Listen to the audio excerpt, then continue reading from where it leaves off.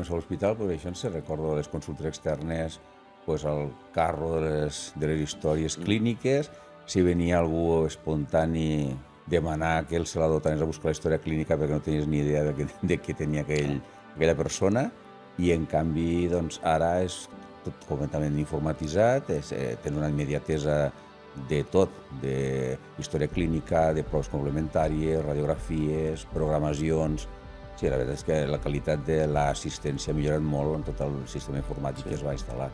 Clar, això també ho fa més imprescindible, també estàs més susceptible a patir averies, de no em carga una pàgina, no em funciona, no puc imprimir, llavors també el tema de les incidències i solucionar-les el més aviat possible. S'ha caigut el sistema. Sí.